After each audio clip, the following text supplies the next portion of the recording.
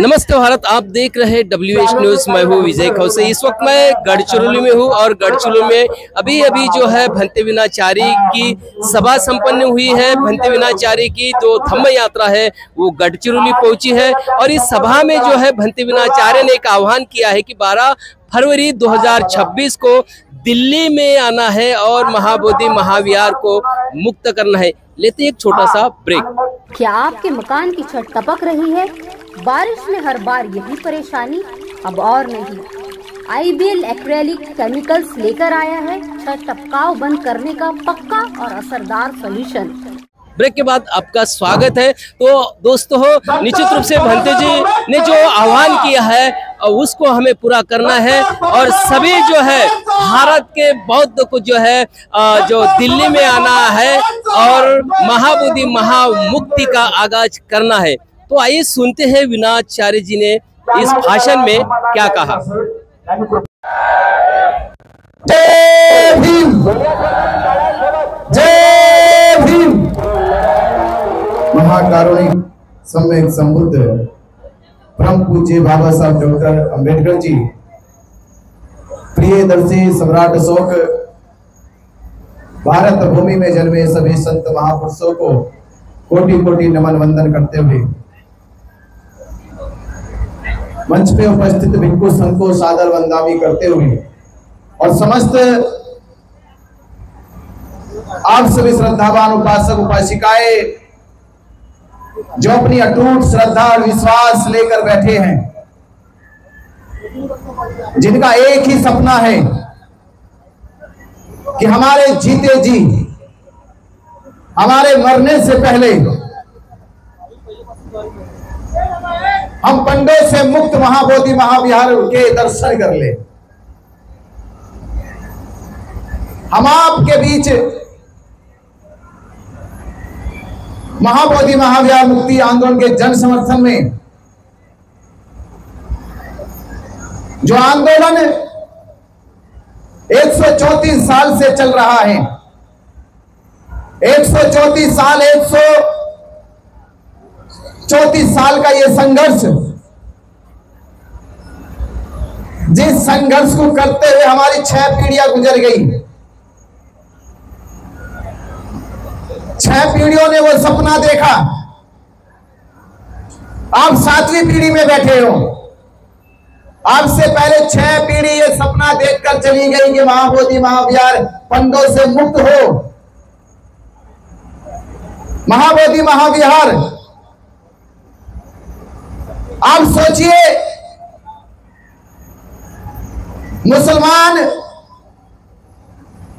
भारत की मस्जिद के लिए,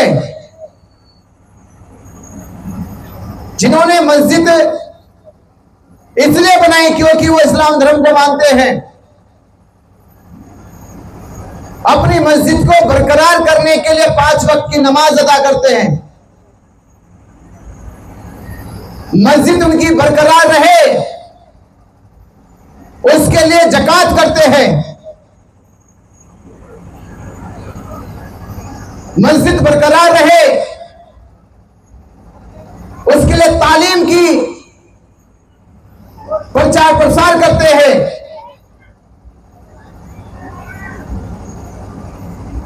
वो अपनी धार्मिक स्थल को बचाने के लिए वो अपनी जान तक कुर्बान कर देते हैं।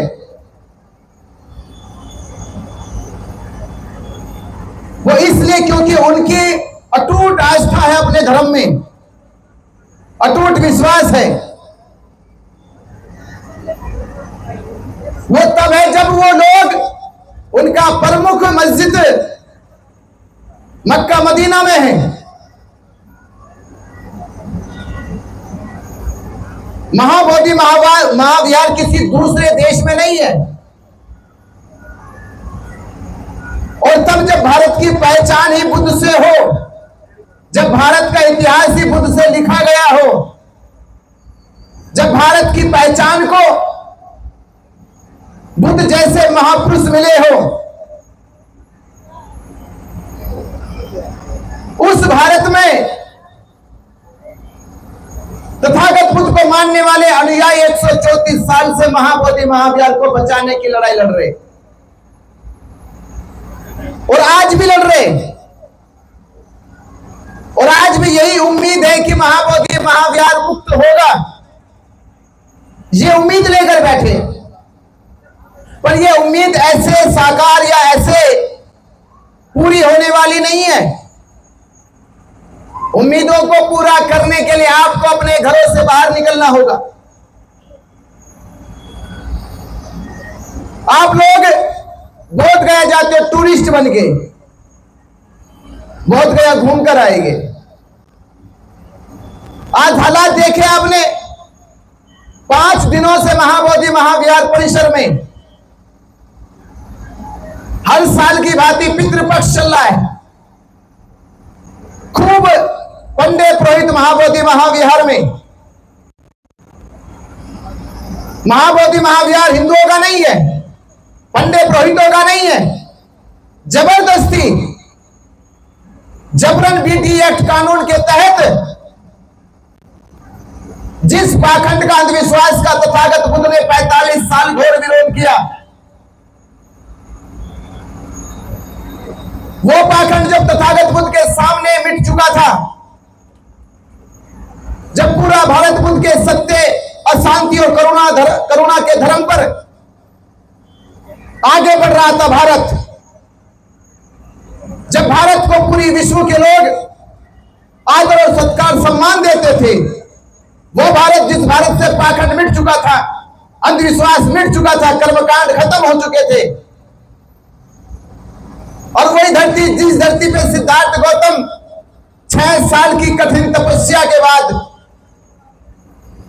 पूर्ण पारमिताओं के बाद बोध गया में बुद्धत्व की प्राप्ति करते संबुद्ध बनते हैं, वही ज्ञान की धरती, वही ज्ञान का प्रतीक, वही संबुद्ध की साक्षी, वही मानव जाति का शांति का केंद्र, वही पूरे विश्व को दिशा देने वाली बोध गया की धरती आज पाखंडियों के चुंगल में है, और पाखंडी खुलेआम वहां पर पाखंड फैलाने का काम कर रहे। क्या ये हमारी बौद्धों की ताकत अगर होती तो पंडे पुरोहित महाबोधि महाविहार में खुलेआम ये पाखंड ना फैला सकते थे।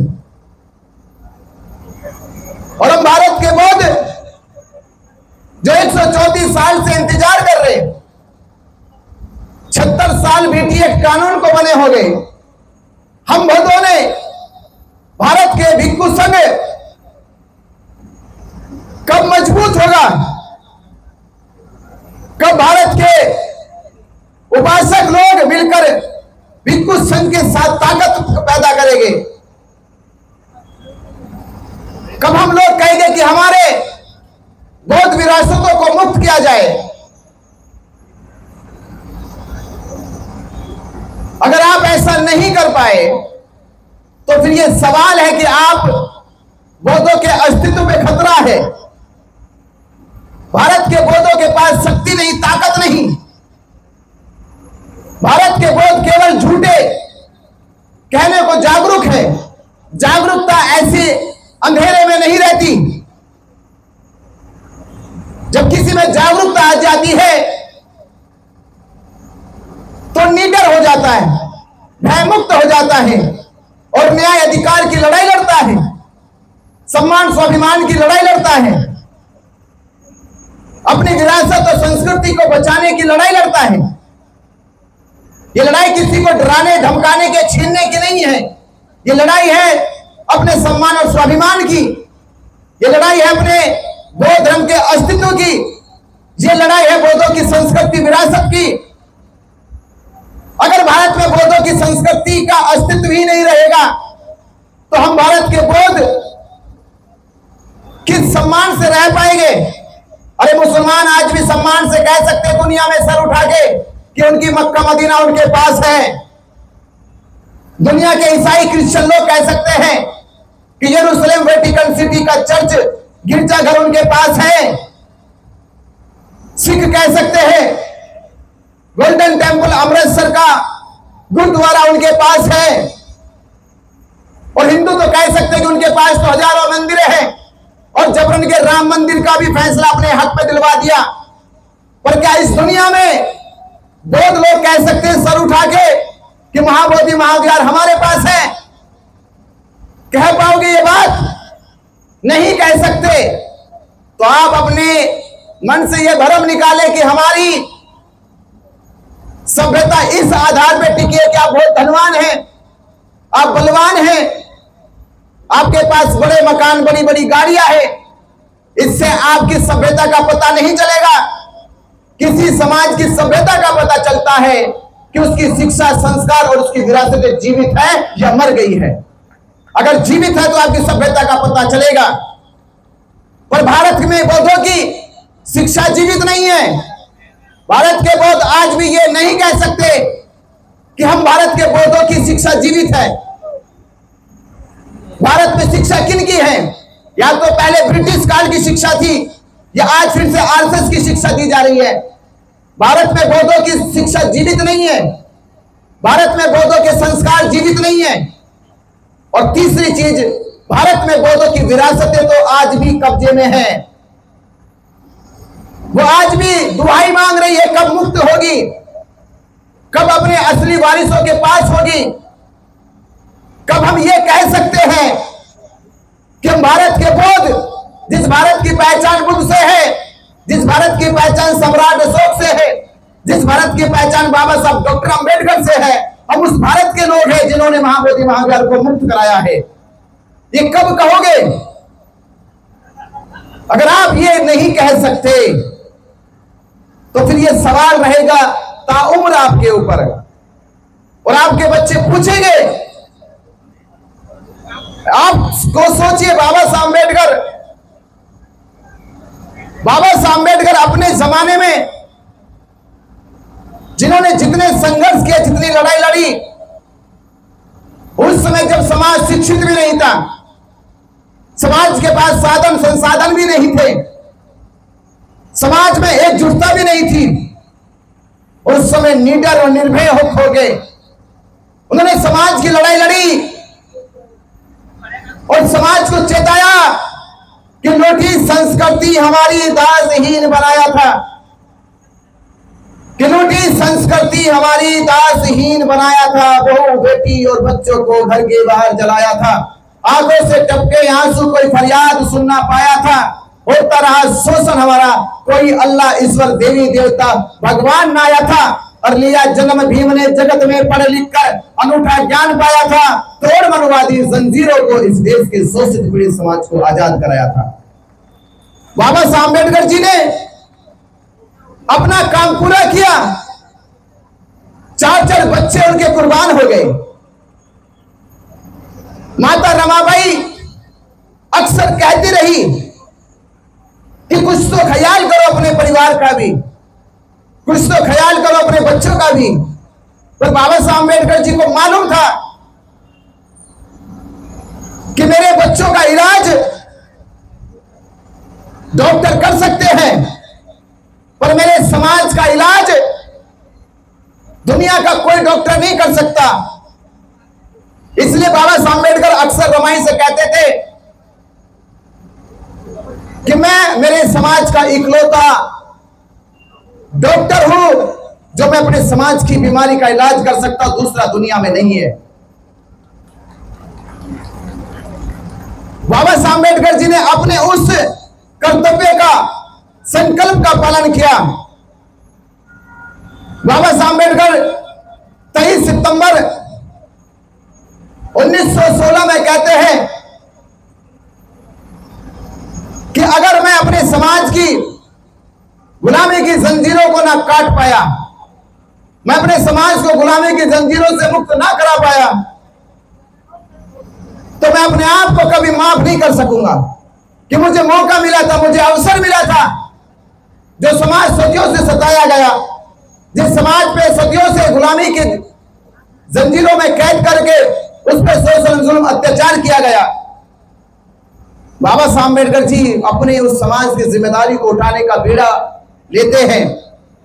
पर क्या हम बाबा साहब अम्बेडकर जी के आज लाखों बच्चे क्या ये कह सकते हैं कि हे बाबा साहब अम्बेडकर, आपने हमें 14 अक्टूबर 1956 को थम दिया, हमारा मान बढ़ाया है, ये आपके बच्चे महाबोधि महाविहार मुक्त करके आपका सम्मान बढ़ाएंगे? ये कह सकते हो?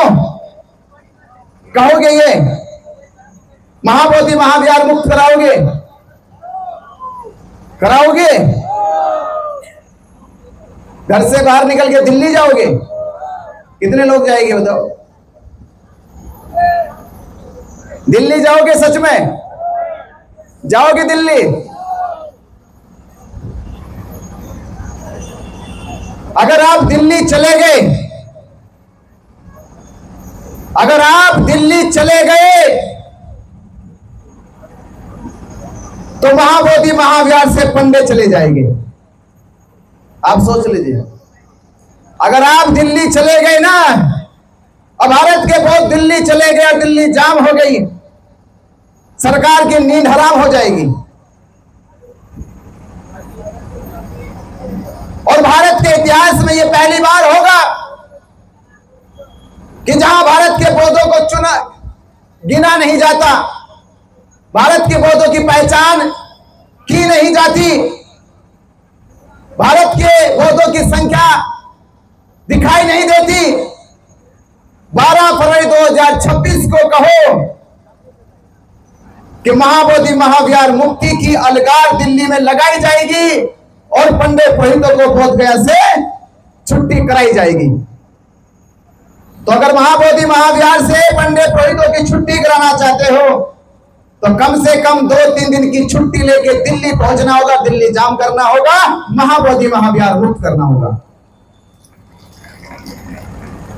क्योंकि ये लड़ाई 134 साल से लड़ते आ रहे हैं आप। 134 साल से जिसके सबूत सारे हैं, महाबोधि महाविहार है, तथागत बुद्ध की मूर्ति है,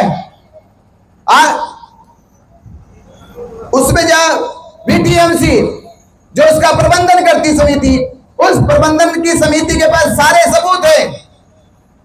आर्कोलॉजिकल रिपोर्ट सारी कहती है, यूनेस्को की रिपोर्ट कहती है, भारत सरकार कहती है, बिहार सरकार कहती है कि महाबोधि महाविहार है।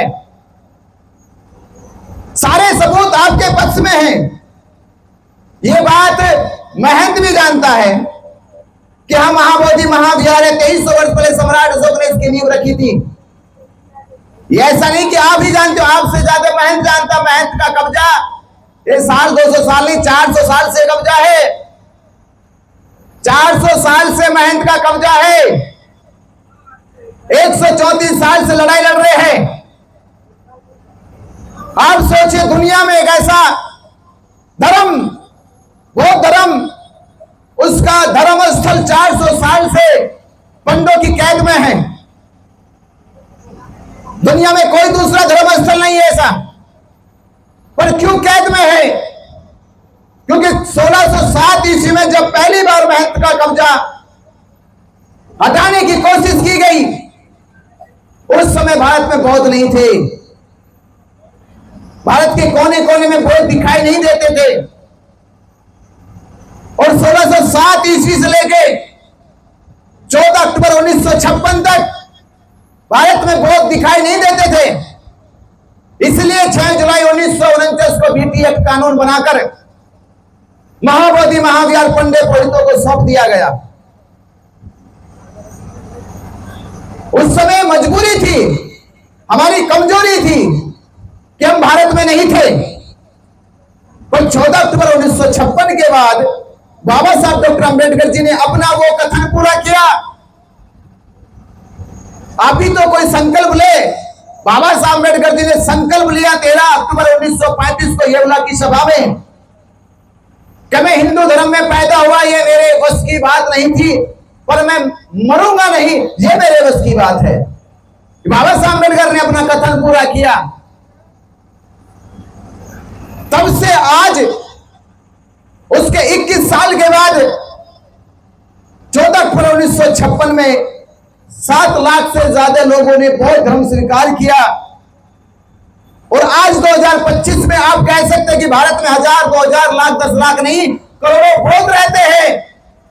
तो करोड़ों बौद्धों की ताकत दिखनी चाहिए और पंडित पुरोहितों को समझ में आना चाहिए कि यह 1949 नहीं है, ये 2025 है। भारत के बौद्ध जिंदा है, महाबोधि महाविहार मुक्ति के लिए दिल्ली में तैयार है, वो दिखना चाहिए। तो आप लोगों से इतनी विनती निवेदन है कि आप लोगों ने महाबोधि महाविहार मुक्ति के लिए जो ये समर्थन जाहिर, ये साथ सहयोग दिया और 4.5 महीने आप लोगों के पास है, इन 4.5 महीनों में जगाओ अपने आप को, अपने परिवार पड़ोस को, गांव गली मोहल्ले के लोगों को, अपने शहर और राज्य के लोगों को जगाओ कि ये लड़ाई बौद्धों के अस्तित्व की लड़ाई है, ये लड़ाई महाबोधि महाविहार की पहचान की लड़ाई है और ये लड़ाई है सम्राट अशोक के इतिहास की, और ये लड़ाई है आज हमारे सम्मान और स्वाभिमान की। और कहो खुद से, जब तक महाबोधि महाविहार मुक्त नहीं होगा तब तक हम लोग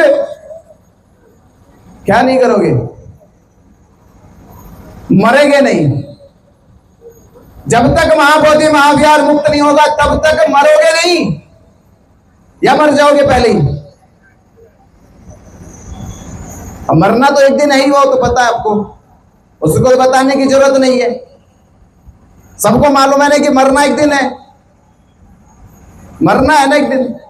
नहीं तो याद करो सिकंदर की कहानी, सिकंदर की जानते हो? यूनान का एक राजा था सिकंदर, वो बहुत दौलतमान बहुत बड़ा राजा था, जैसे सम्राट अशोक। दुनिया में 2 राजा हुए, सिकंदर और सम्राट अशोक, जिनके बहुत बड़े साम्राज्य थे। तो आखिर में सिकंदर जब अंतिम सांस ले रहा था तो अपने वजीरों को बुलाया, बोला कि वेद को बुला के लाओ, वेद से कहो मेरा इलाज करे, मुंह मांगी कीमत दे दो। तो वेद आए, नब्ज पकड़ी, दवा दी, पर कोई आराम नहीं मिला। वेद बदले गए, डॉक्टर बदले गए, फिर भी कोई आराम नहीं मिला। सिकंदर कहता कि मेरा आधा राज्य दे दो पर मुझे बचा लो, तब भी काम नहीं चला। डॉक्टर ने कहा अब आधा छोड़िए, सारा भी राज्य दे दोगे तो भी अब बचने वाले नहीं हो। सिकंदर हार चुका, तब मौत को स्वीकार करना पड़ेगा, दुनिया छोड़नी पड़ेगी।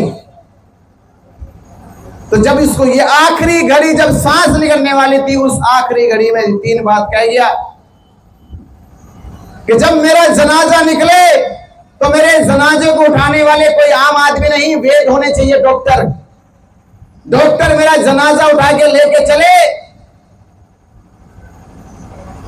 कि बीमारी का इलाज हो सकता है पर मौत का इलाज नहीं हो सकता।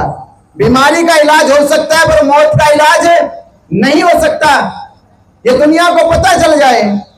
और दूसरा काम करना, जिस रास्ते से मेरा जनाजा निकले उस रास्ते पे मेरी सारी दौलत बिछा देना, कि जब मौत करीब होती है फिर दौलत किसी काम की नहीं होती है। ये ध्यान देना, जब मौत करीब होती है दौलत किसी काम की नहीं होती है। और तीसरा काम करना, मेरे हाथों को जनाजे से बाहर लटका देना, कम से कम दुनिया वाले को ये पता चल जाए कि मैं जब आया था तो भी हाथ खाली थे और जब जा रहा तो भी हाथ खाली है। तो ये तो सच्चाई पता चल गई। फिर बात क्या है? फिर बात कबीर की याद आती है कि जन्म हुआ मेरा जग हंसा मैं रोया, जन्म हुआ मेरा जग हंसा मैं रोया। अरे कुछ ऐसी करनी कर चलो, मैं हंसू जग रोए सारा। कम से कम कुछ ऐसा करके जाओ फिर कि दुनिया तुम्हें याद कर सके, दुनिया तुम्हारे पद चिन्हों पे चल सके। तो आज अपने आप से कहो, सोते समय कहो कि भविष्य में हमारे बच्चे कि कम से कम सर उठा के ये कह सके कि मैं उस परिवार से ताल्लुक रखता हूं, मैं उस परिवार से आता हूं जिन्होंने महाबोधि महाविहार मुक्ति आंदोलन का साथ दिया था, साथ देते हुए उन्होंने पीछे हटना कबूल नहीं किया, बल्कि संघर्ष करना कबूल किया। कम से कम वो आपकी आने वाली संतानें ये कह सके,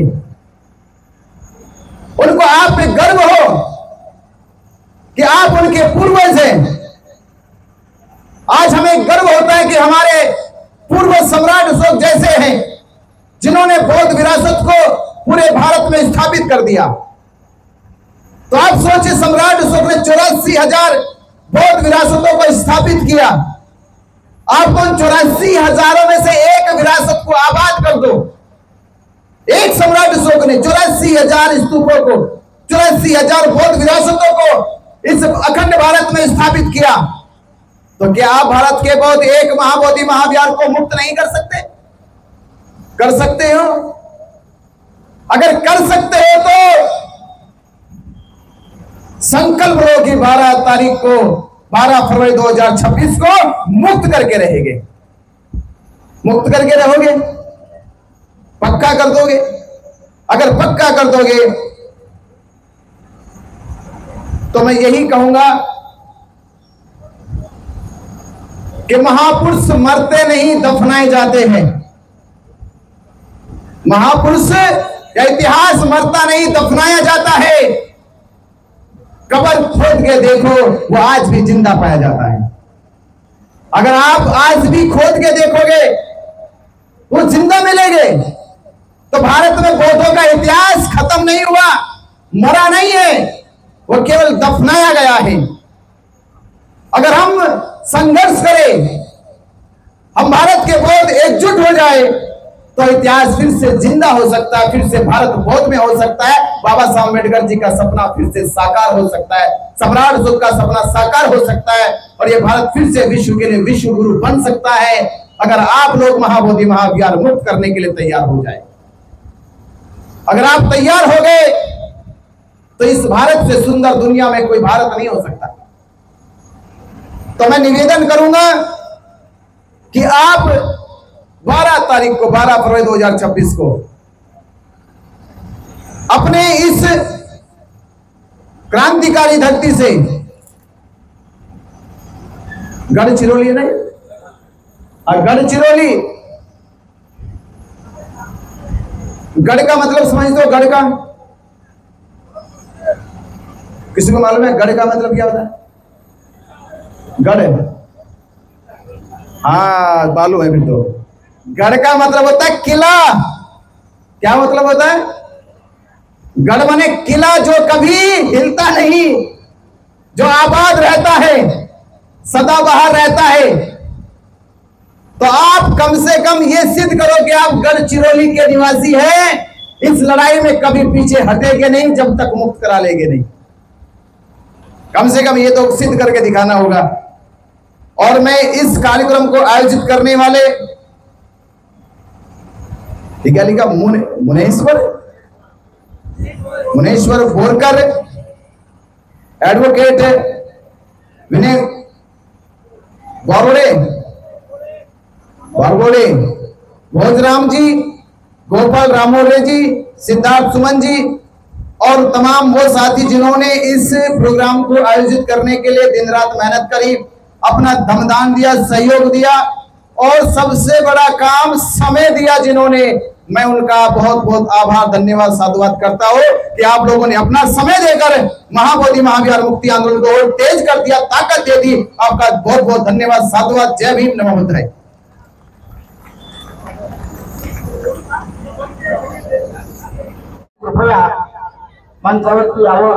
दोस्तों, सुना है आपने पूरा भाषण भंते विनाचार्य जी का। युवा भंते जी है, ऊर्जावान भाषण करते हैं और पूरे महाराष्ट्र का जो दौरा कर रहे हैं महाबोधि महाविहार मुक्ति के लिए, पूरे समूचे महाराष्ट्र में धम्म यात्रा निकाल रहे हैं।